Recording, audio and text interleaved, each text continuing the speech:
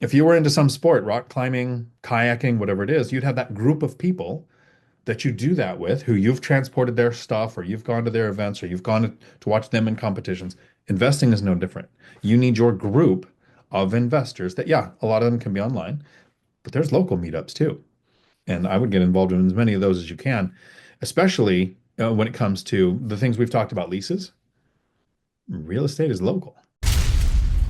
What's going on, everybody? It's Matt the Lumberjack Landlord here with my good buddy Dion from Dion Talk. And we are here to talk about absolutely absurd, messy lease situations. Our good buddy Zoob is still traveling with his amazing wife. And we hope he and Olivia are having an absolute blast. But what we wanted to talk about today was just some massive issues with leases and tenants, how to manage those situations. And so, you know me, we like to jump right in. So, Dion, talk to me. Talk to me about what you're seeing in the messiness of leases, because it's been a lot the last 30 days for me. Well, I guess it never ceases to amaze me, or I'm always going to be shocked, both at the same time. It's weird. I've sat with tenants doing lease signings, and I cover the things that are important to me that I want them to know as we're signing and initialing pages and things. And I've had some tenants take it and sit down and like read line by line by line and like they're joining the military or selling something really important. They are not committing to anything unless it's very clear in the lease. But I've never once had a tenant refer to or remember what was in the lease. Never. I've had people recently, hey, we're struggling a little bit with money this month, and you get this conversation often when you're a self-manager. It's actually one of the things that people look for is if they don't want a property manager, is they're trying to see how soft your heart is.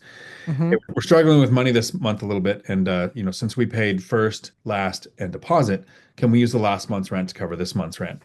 And I had to explain, well, first, we don't charge last month's in this state. Second, if we did, no. Yeah, exactly. So not only did they not read the thing, they didn't remember what they paid when they moved in, or they hoped that I didn't remember what they paid when they moved in.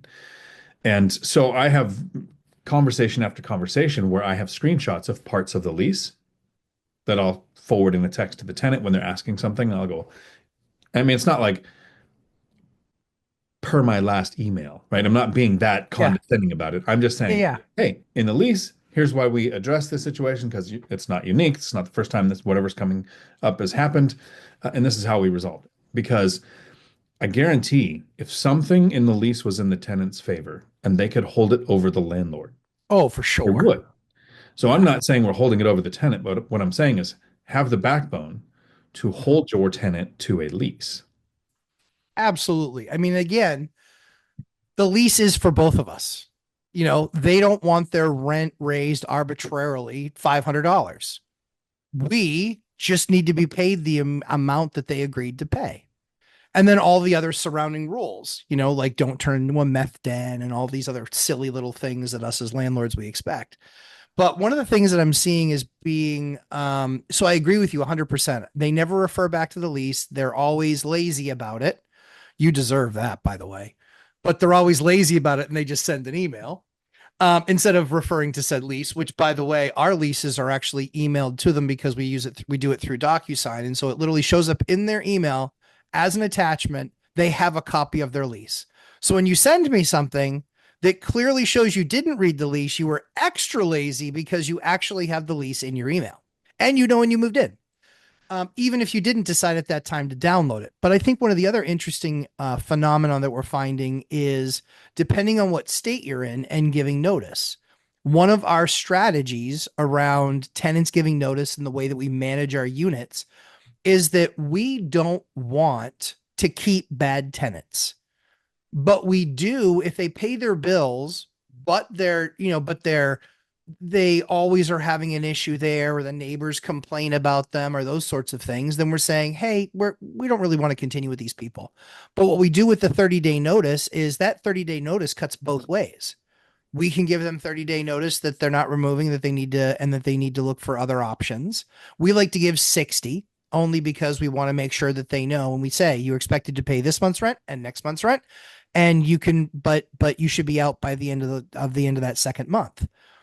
So we still have a number of inherited tenants that we're trying to get through. And a number of those inherited tenants, they can't even do the binder strategy. Like they can't, they're instantly disqualified. We have no interest in doing it with them. We have somebody who's like, well, yeah, but it's really a 1 bedroom. I was like, no, it's really a 3 bedroom. I said, that unit's a 3 bedroom. And they're like, well, no, I use one for my office and I use another one for, for my meditation. And I'm like, we're, we're not arguing use, are we? It's a 3 bedroom unit, you tool bag. And they're like, and they're less than what a 1 bedroom unit is, but they were an inherited tenant. They were an older tenant. And so it was really just trying to do the right thing. And so we let the lease expire. We let them go month to month. We let them know now's the time for you to start looking for something. And this guy, when he sees my agent show up for one of the other units, he starts screaming at them. This place sucks. The owner sucks. I was like, what an a-hole. But again, we want it to go to that 30-day because we want to decide yes to let them go or for them to be able to leave. But I think one of the things that I'm finding very interesting is that people can't count 30 days. We actually stay in our lease 30 days from the first of the month. We had somebody that just gave us notice on the 9th and said, I'll be out at the end of the month. What? It's I can appreciate that you think we own the rules. And here is an example that I would give people that you can use with somebody that says that to you. You can say, do you go out to eat? The answer is absolutely yes. Right? Do you go out to eat? Yes. Do you sit down and you order your food? Yes. When the waiter comes with a bill, do you look at the table and assess how much of each thing you've eaten and then ask them to charge appropriately? No, of course not. You own it. You can take them home as leftovers, but when you bought it, when you ordered, you bought that food. It's the same thing as rent. And so we tell them that it's in there, it's in the lease. It's 30-day notice from the first after the lease term has ended. So I'm interested to see. I'm interested to see how things going, but I mean, you know, 3 weeks notice. Like, what am I supposed to do with that? And they're going to have stuff all over the place. They already kept the place dirty. Like, I can't show it when they're there. And I don't lose months of rent on vacancy. I don't lose months of rent on turnover. I'm showing it the month that people are still there. I have it rented for the next people to move in, and I just have it cleaned the morning before. That's it. Thoughts? Most times my struggle is getting any work repairs done within the time from tenant moving out to tenant moving in. Sure. So I'm actually kind of shocked when, like, the conversation we had last night during the course call is sometimes somebody will have a unit vacant for 3 months. And I'm thinking that's a property manager that needs to go. Right. Absolutely fired. So sometimes you had a tenant you kind of wanted to go month to month because you want them out of there. I do. When I sit with my tenants for lease renewal, I tell almost all my tenants, you shouldn't be renting. Right? You live in a duplex. You should buy a duplex, live in one side, rent out the other. Your living conditions wouldn't change. It would cost you a lot less to live there, and you'd own a property. If you ever want to do that, I'll introduce you to an agent. I'll introduce you to a lender. I'm trying to help people get on the property ladder. Of course. In over a decade, right? It's very rare. Three people now in over 10 years have purchased, and they've never purchased a duplex, they purchased houses. Sure.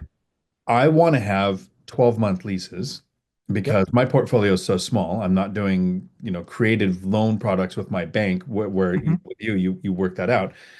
I actually still have my lenders compete against each other, and I want to be bankable. Mm-hmm.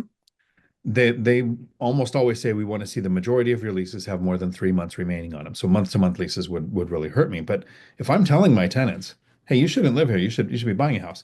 It's very rare for them to do it. And once in a while, they'll actually come to me, okay, hey, how do I do this? So not only uh, do I know they're looking to buy a house, but we just re-signed their lease, and it isn't going to take them a year to buy it, right? So they're going to move out. Mm-hmm. So what I've done to go around that is first I expect it. I'm introducing them to the agent. I'm introducing them to the lender. I know what they're going to do. I sign a 1 year lease with the tenant and I tell them, Mm-hmm. look, I explain, I'm just transparent. I need the long lease so that I'm able to buy the next rental property. And they understand that. And I said, so here's what we'll do. This lease termination fee, which is normally just about a rent's a month's worth of rent, right? It's a Hmm. round number just below whatever the rent is. So if the rent's 2,100, lease termination fee is 2,000. If the rent's 1,700, lease termination fee is 1,500. Never the same as the rent, so they don't think it's a last month's rent that they get to use against their last month, but it's just a lease termination fee. I'll say if you're planning on buying a house, what we'll do this year is we'll sign a year renewal and we'll make a lease termination fee of $50. Hmm. So when you want to move out, the month you start closing on your house, you just basically break the lease.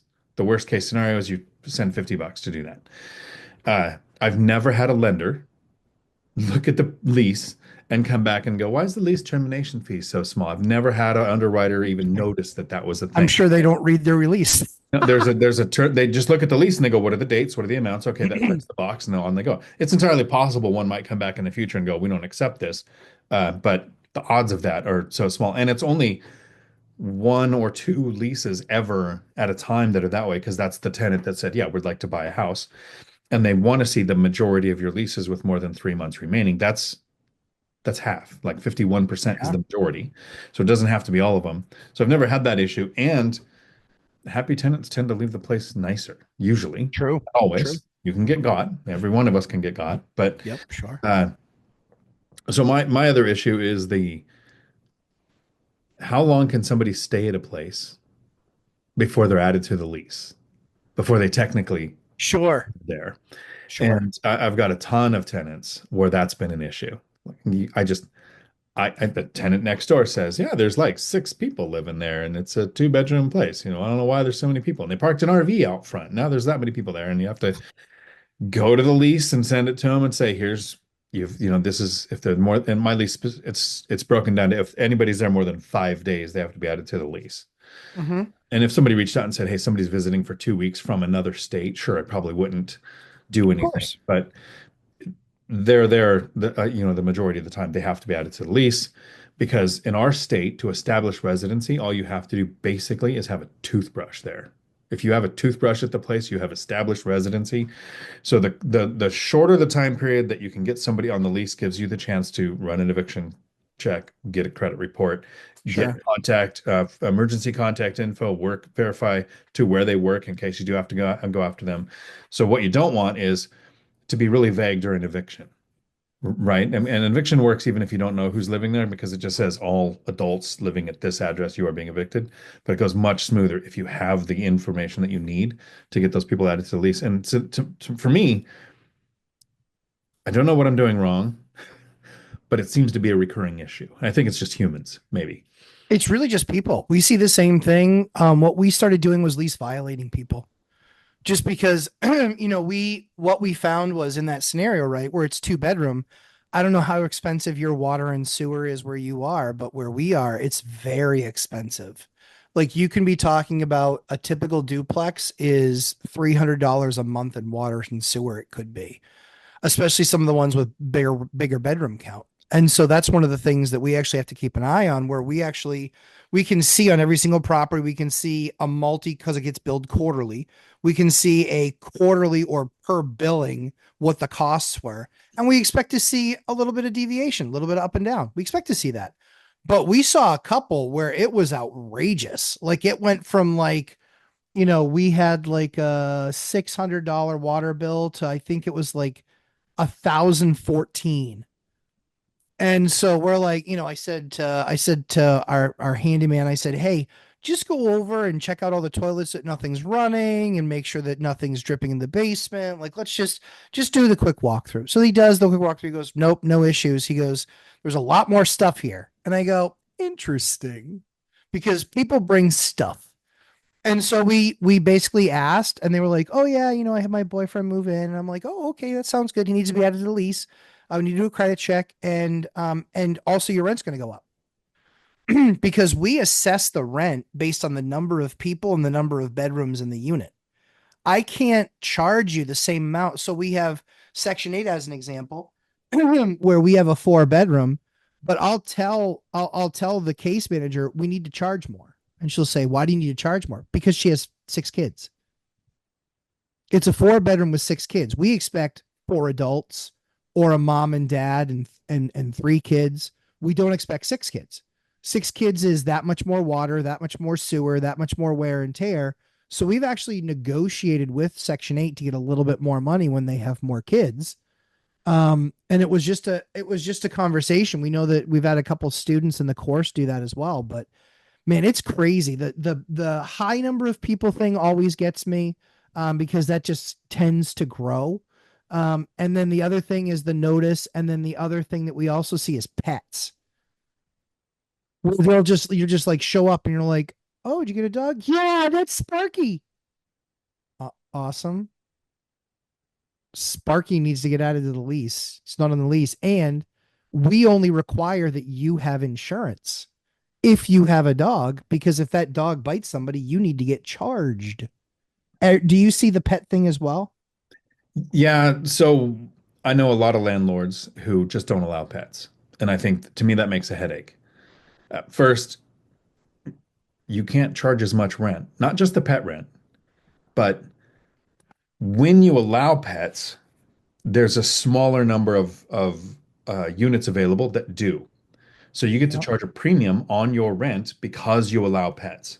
Then you get to Right. charge a pet deposit or a pet fee, not a deposit, because people will say this is very important. Uh, you can void an entire lease with this sentence: non-refundable pet deposit. Makes the Absolutely. entire lease void because it's not legal terminology. By definition, a deposit is refundable. To say something is 100%. non-refundable, and then in your lease somewhere, there's something that says severability.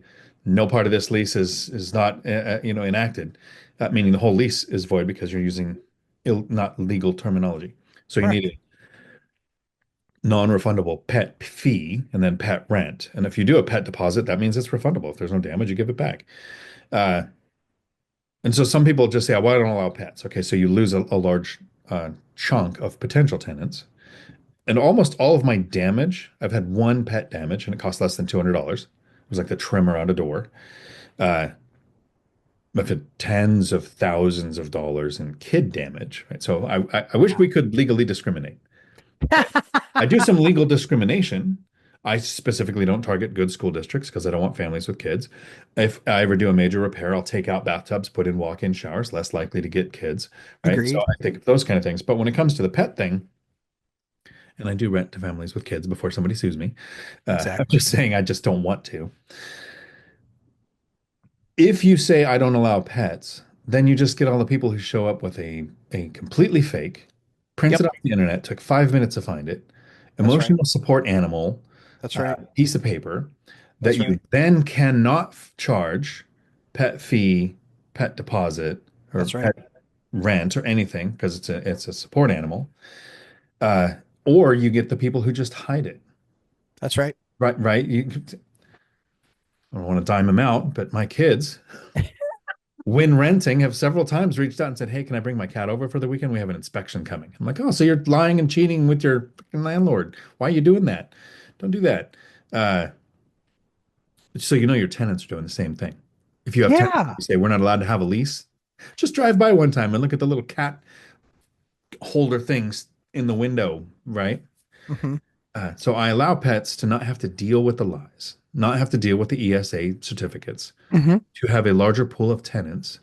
And again, very rare to get the damage. Now, in the lease, it is required. Not only do you have to have renter's insurance, you have to have the pet covered on there and named in the lease. Um, and one of the ways to kind of get around the sneakiness of that is when you have a handyman going there, have an offline conversation with your handyman that, hey, when you go there to do something, you are also performing a sort of inspection for me. So here's the things I want you to check for. Hmm. Like your guy, there's just a bunch of more stuff there. Or Hmm. there's an RV parked in the front that Yes, sir. doesn't have RV parking. With me, it's so you're going to go and make sure the toilets aren't running constantly. That means you look on top of the toilet for flushable wipes on my Yes, unit sir. that have a septic system. And then you take a picture and you send it to me if that's the case. And then you send a reminder of the lease saying if there's any plumbing issues, here's the picture of this is what's coming, why you're going to get the bill and not me.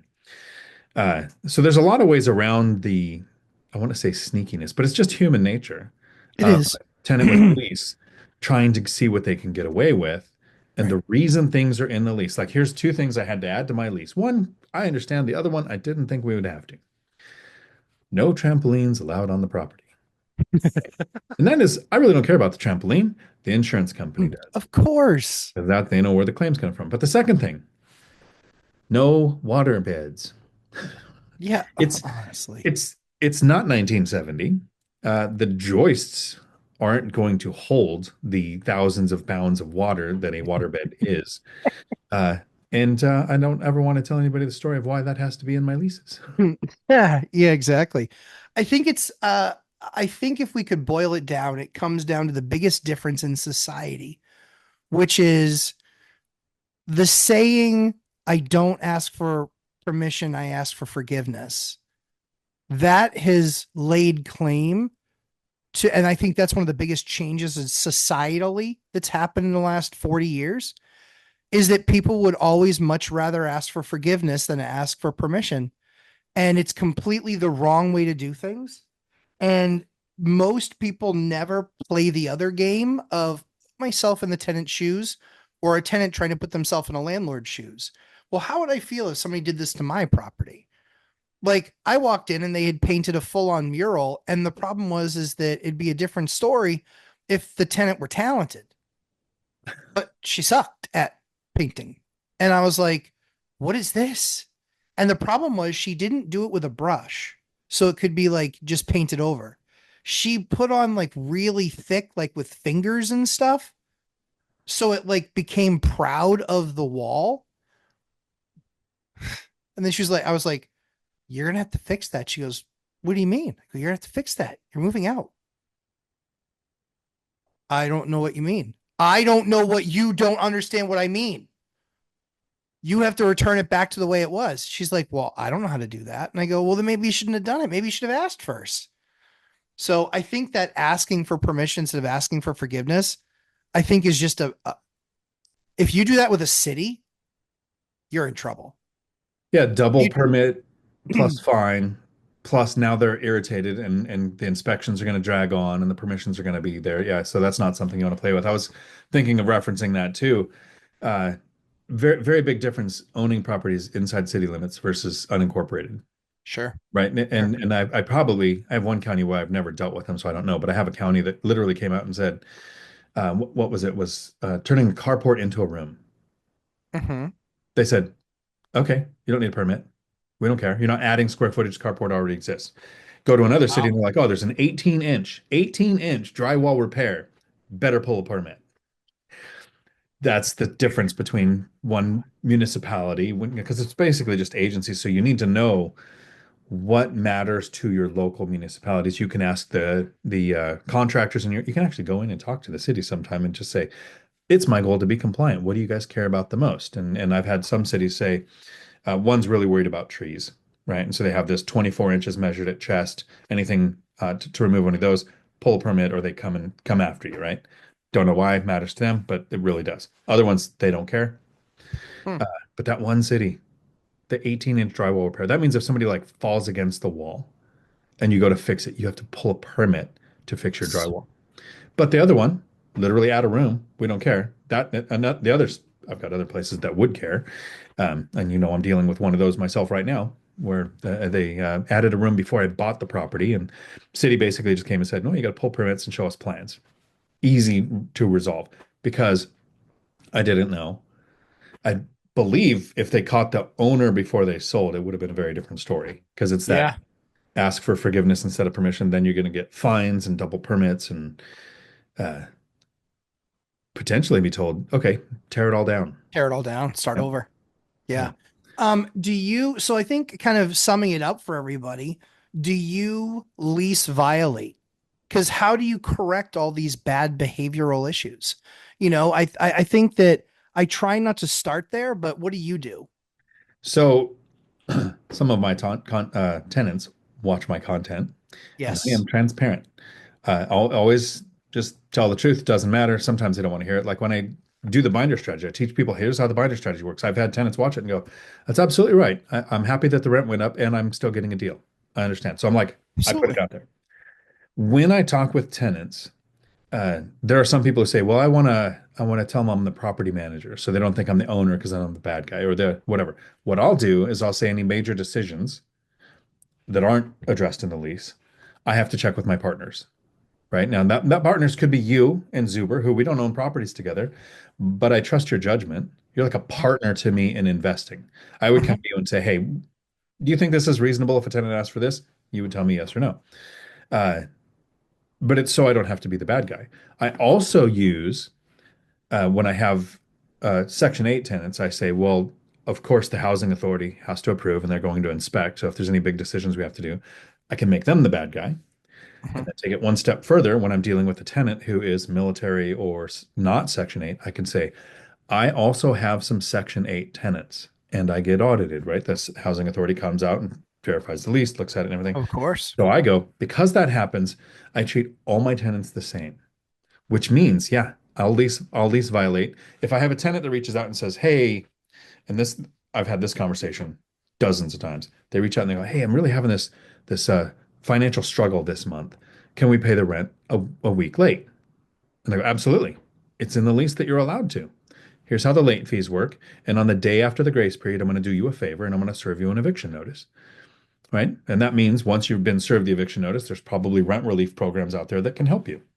Never do that on purpose with a tenant. Never tell the tenant, hey, why don't we evict you so you can go get assistance? That would be fraud. But if a tenant is Right. asking if they can pay late, I remind them, yeah, the day it's after the grace period, here's your eviction notice. Now, if a tenant comes to me and I can tell that, the lie detector isn't going off, that they've had a death in the family or just lost their job or something, sure, be human, have a little bit of grace there.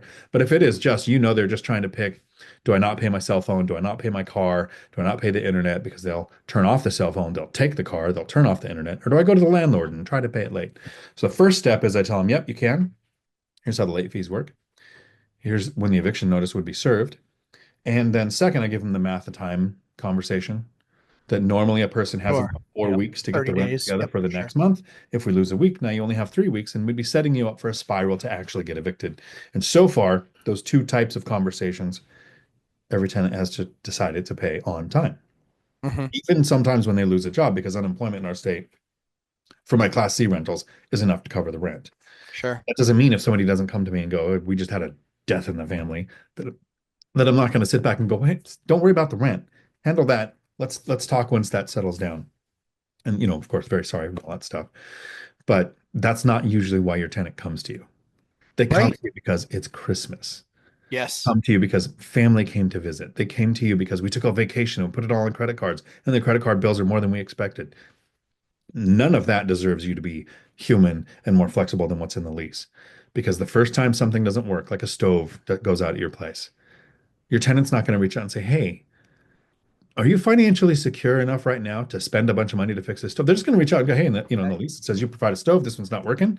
Uh, Maybe how many days is it going to take you to get a new stove delivered? Yeah. Right? So if they'll hold you to the lease, hold them to the lease. Totally agree. I think lease violating is something I was scared to do in the beginning. When I was a landlord, I was kind of scared to give them a lease violation.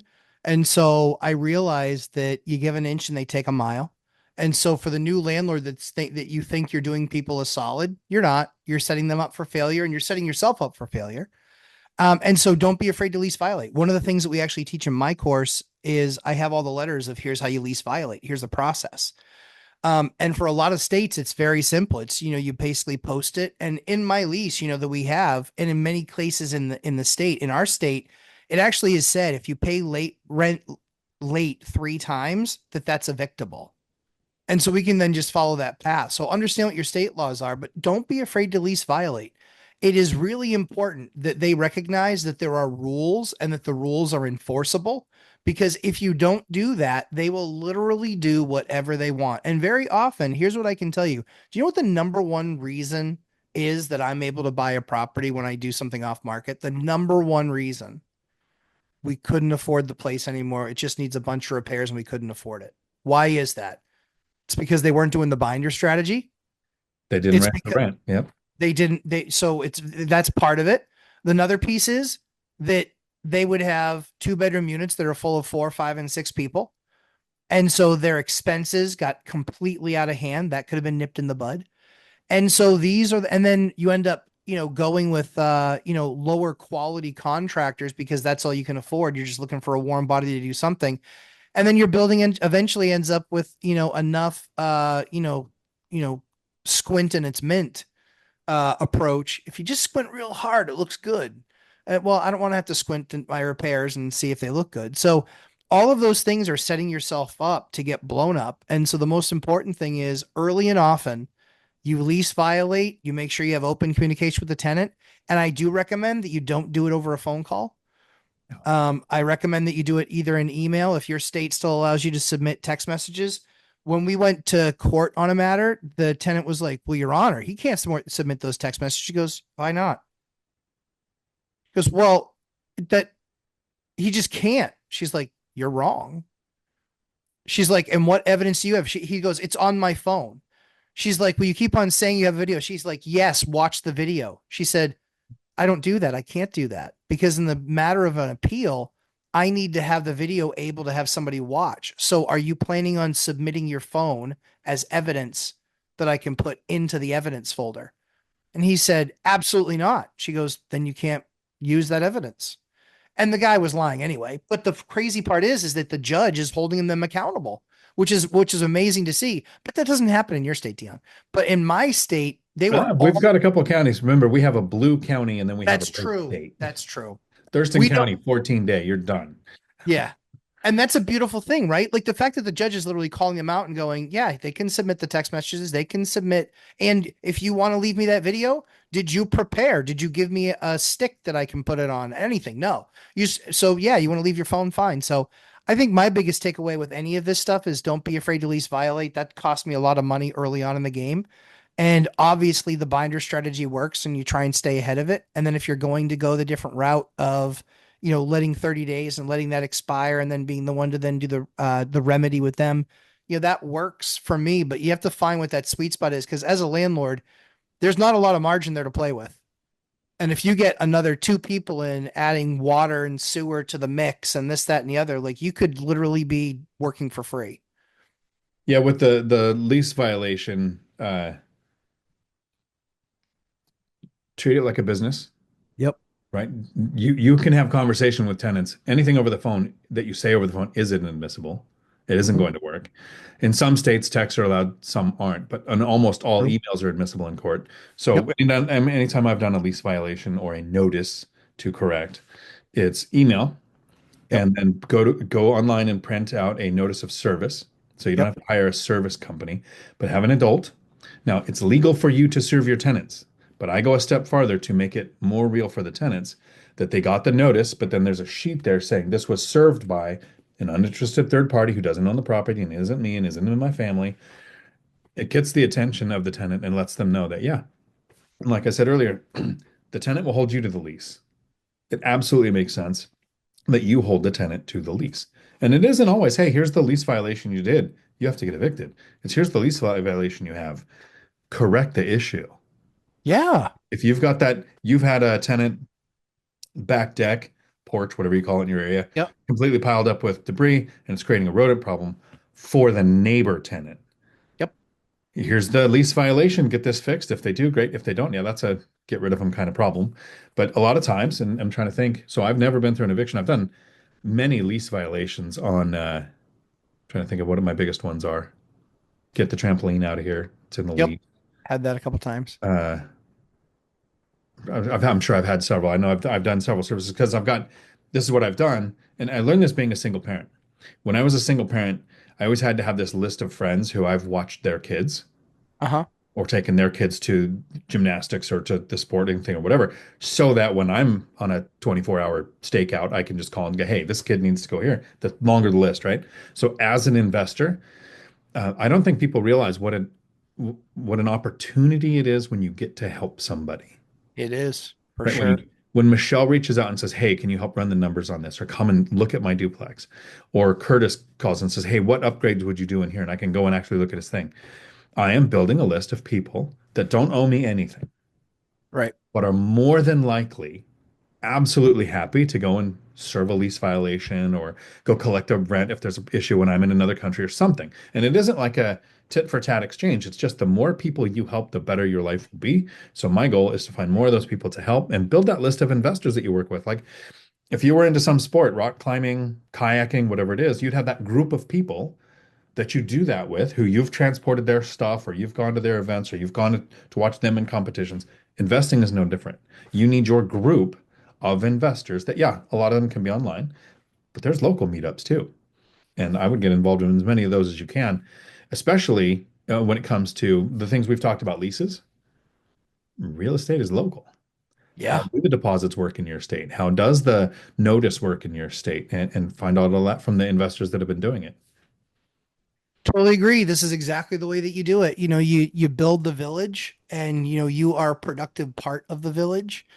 And for anybody that goes to church, you understand the concept of every joint supplies. But that's the idea. The idea is that it becomes a group of people with the same common goal and just helping each other, being able to lean on somebody else. There's nothing wrong with that. I would love to serve some of Dion's stuff, but it's a very expensive plane trip there and back to do it. And that's the only reason that I don't, because But you're again, that's retired now, so yeah, it's just one of those things wow. that I honestly I love doing the lease violations. I love getting, a letter in the mail saying that, or when we post the eviction and then the tenant responds back and they're like, these are all untrue things. And I just start off with the judge and I just say, she's like, okay, make your case. And I say, well, Your Honor, they owe this much money and I don't believe that that's in dispute. And then the judge looks at the tenant and goes, is this in dispute? No, no, no. Is it in dispute? Like you owe that money, correct? Yes. Perfect. Then that's the only thing I really care about. None of the other stuff. I only care about that. They owe me a bunch of money and they haven't paid. What was really funny was this week we had that opportunity. Somebody had not paid this month and they still had a balance from last month, a small balance, but they still had a balance from last month. And I said, I need to be very I sent them something on Friday, the day that I knew they got paid. And I said, I need to be very clear. If this balance is not cleared up by Monday at 5 o'clock, you will find eviction papers on your door because you've been consistently late now. And now you are missing chunks from months before the next month's due. I understand that that is a challenge, but let me know what you'd like to proceed with. And if I don't hear from you, I will be posting your eviction papers on your door. And surprisingly, I heard from them within an hour that they would have all of the money that they owed me on Monday in cash, but they would just want a receipt. I was like, we can do receipts. We can do that. So, guys, as always, thanks so much for checking us out. Dion, where can everybody find you, my friend? Dion Talk Financial Freedom, where I do a live stream every Tuesday at 4 p.m. Pacific. That's true. You can find me Thursday nights, 9 p.m. Eastern Time, 6 p.m. Pacific on Lumberjack Landlord on YouTube. Come hang out in the live stream. Hang out in Dion's live stream. You see that we have a pretty awesome community. Everybody helping everybody in those things, which is one of the things that we love about our communities. And yeah, check us out there. And Mike and Olivia, have a blast. Hopefully you are still having a great time, which I can only imagine based on all the pictures. She keeps on sending, where am I, based on the food that she's eating. I just keep on saying where she is. I said, because there's a UBS building behind you. Like, so, so you're in front of a UBS building, Olivia. But Nice. guys, have a fantastic week. And we will see you in the next one.